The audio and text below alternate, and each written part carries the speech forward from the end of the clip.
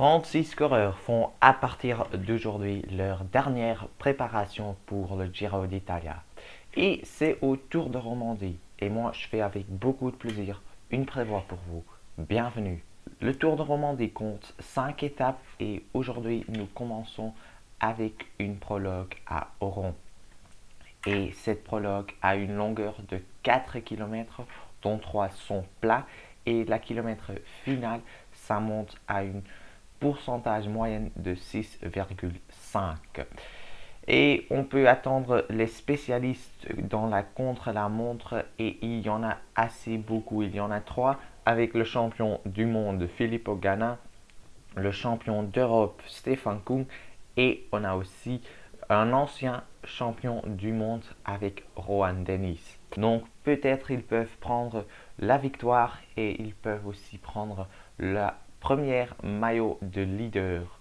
Et ce maillot de leader peut déjà être porté pendant la première étape en ligne entre Aigle et Martigny.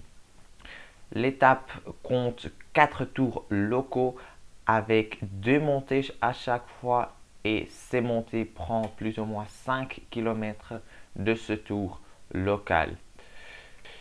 Et après la dernière montée, c'est encore 20 km jusqu'à l'arrivée, donc les sprinteurs peuvent revenir. Et quand on parle des sprinteurs, on parle aussi de Peter Sagan, Jake Stewart et peut-être aussi Elia Viviani, mais on ne sait pas très bien comment il peut monter ces petits poids. Et on allait maintenant aux deuxième étape, c'est une étape entre La Neuveville et Saint-Imier avec 6 montées, avec 6 côtes. C'est une étape qui est à mon avis vraiment pour les baroudeurs. Donc peut-être en Suisse comme Simon Pelot peut gagner parce que Pelot est beaucoup dans l'échappée du jour. Mais donc les baroudeurs, ce sont ceux qui sont dans l'échappée, peuvent gagner une étape comme celle-ci. Et la troisième étape est un peu une étape similaire comme la première étape. Aussi ici, on a quelques tours locaux avec aussi 2 montées à chaque fois. Et ici, les montées font un peu moins du parcours avec seulement 4 km où c'était pendant la première étape 5 km. Le départ était à Estavayer et l'arrivée y est aussi à Estavayer. On parle de nouveau des mêmes coureurs avec Peter Sagan, Jake Stewart et Elia Viviani. Ok, la quatrième étape, c'est l'étape de Rennes, de Queen Stage, comme on dit en anglais, avec 5 montées très difficiles et une arrivée montant vers Dion 2000. Mais il y a aussi le Champ-Mozon où les coureurs ont déjà roulé sur pendant la première étape. Et puis on montera vers Anzer, c'est la première duo. Puis on a aussi le Suem et on finit sur le col vers Thion 2000 et c'est 20 km, plus de 20 km à 7,5%. C'est vraiment une étape pour les monteurs. Et qui sont les monteurs présents dans ce Tour de Romandie? On peut parler de Yon Izagirre, Gorka Izagirre, mais aussi de Kenny Elissonde, l'homme de la France, peut-être aussi Sébastien Reichenbach, Marc Soler, l'Hollandais Steven Kruijswijk, et évidemment on ne peut pas oublier le bloc de Ineos Grenadiers avec Rohan Dennis, mais aussi avec Richie Porte et Geraint Thomas qui ont une formation très forte.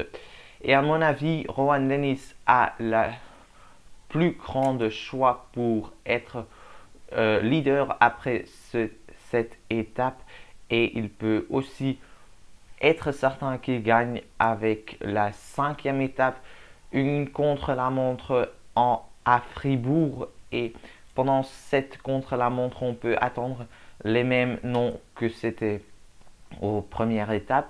Il y a aussi encore une montée très difficile, 800 mètres à plus de 13% et c'est un secteur pavé, donc ça c'est vraiment quelque chose pour Stefan Kung qui a déjà montré aussi en Flandre, en classique en Flandre, qu'il peut très bien monter sur les pavés.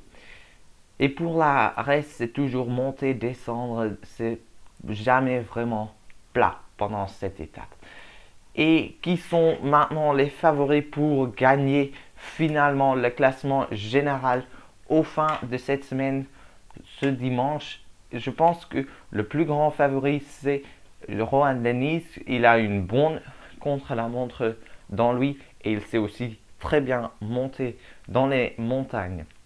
Et on peut peut-être avoir le même scénario comme c'était au Tour de Catalonia où il était Adam Yates qui gagnait. Avant Richie Porte et Geraint Thomas, il était trois hommes de Ineos Grenadiers sur le podium et peut-être c'est une nouvelle fois qu'ils le vont faire. On le verra ce dimanche et moi je vais regarder comment c'était à 2019 parce qu'en 2020 le Tour de Romandie n'était pas organisé à cause du virus. Il était 3 victoires d'étape pour Primož Roglič. La prologue, c'était une victoire pour un autre Slovène avec Jan Tratnik. Il était un peu plus vite que Primož Roglič. Mais Roglič a pris le maillot de leader immédiatement dans la première étape où il a gagné. La deuxième étape était pour Stefan Kung, la troisième étape pour David Gaudu et étape 4 et 5 étaient aussi de retour pour Primož Roglič. Voilà, c'est ça ma prévoix pour le Tour de Romandie 2021. Je peux vous encore dire que la course est à suivre chaque jour à partir de 3 heures sur RTS 2 et aussi sur Eurosport. Voilà, j'ai tout dit que j'ai dû dire. Si vous avez aimé ce vidéo, aimez-le certainement et abonnez-vous sur cette chaîne pour avoir plus de prévoix et plus d'analyse des courses. Et moi, j'espère de vous revoir très vite. Au revoir.